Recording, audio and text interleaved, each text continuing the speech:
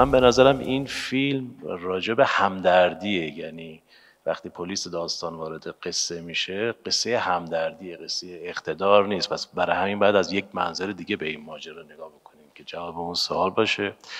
در مورد اکران پرسیدین، خب هر داستانی ریتم خودش رو تعریف میکنه. این جنس داستانم ریتمش باید به همین شکل باشه و به همین شکل هم عرضه بشه. اینکه حالا در اکران موفق باشه یا نباشه در هر صورت به عهده تماشاچیه و امیدوارم که اتفاق خوبی واسه این فیلم بیفته. برای من اولین اتفاق توی کارام جذب مخاطبه.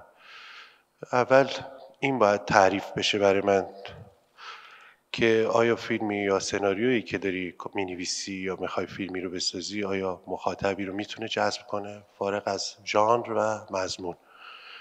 و این خیلی برای من اهمیت داشت. هر بازیگری، مخصوصا من که دوست دارم توی ژانرهای مختلف کار بکنم، کاراکترهای مختلف رو تجربه بکنم، دوست دارم، دوست داشتم.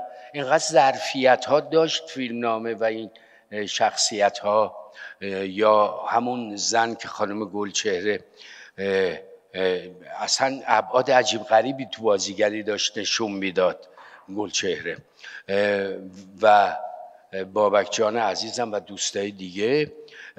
این واقعا خیلی درست انتخاب شده بودن، درست کارگردانی شده بودن و آقای آلاتپوش هم واقعا نماهای خوبی میگرفت. سر صحنه با یک دیسیپلین بسیار خاصی بازیگر رو هدایت میکنن، نه اینکه دست و پای بازیگر قرار باشه بسته باشه ابداً یا جای کار و خلاقیت نداشته باشه، اما مسیر فکریشون و اون چیزی که هدف غایی و نهاییشون هست مشخصه براشون و این به نظر من به شدت کمک میکنه به بازیگر از این جهت که این احساس همیشه باهاش هست که یک نفر مراقب منه، یک نفر داره میبینه من رو، اصلاح میکنه و در اون مسیری که خودش میخواد تو داری به درستی حرکت میکنی. کوچکترین چیزایی هم که استفاده کردم توی فیلم چیزایی بوده که واقعا نیاز، یعنی استفاده میشد. هر ابزار، هر اکسسوری که استفاده شد نیاز خود فیلم بود و استفاده بصری و تاچ داشت و اگرم به من بود خیلی شاید لختر از این چیزا رو میگرفتم،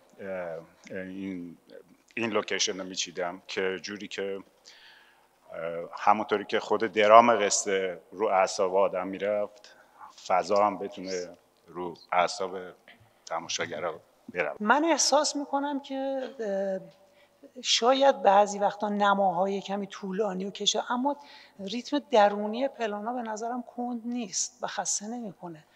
تلاشمون خیلی این بود که به اندازه ببینیم اون چیزی که مخاطب نیاز داره دیده بشه. من اصلا میگم ریتمی که مناسب کار باشه دیگه. آره واقعا ریتم مناسب کار رو قبول دارم. حسمون این بود که به یه ریتم مناسب رسیدیم توی این قضیه. چون نوع ژانر، نوع فیلمی که من ساختم یه کمی مشارکتیه، یعنی به مخاطبم باید سپورت یه جاهایی رو که خودش تحلیل کنه با توجه به اتمسفر کار و فضای کار. به هر حال روابط در میاد، متوجه میشن و با اون نشانه هایی که تلاش کردیم که صدمه‌ای به داستان نزنه و اون مقررات هم رعایت بشه از اون نشانه ها استفاده کردیم.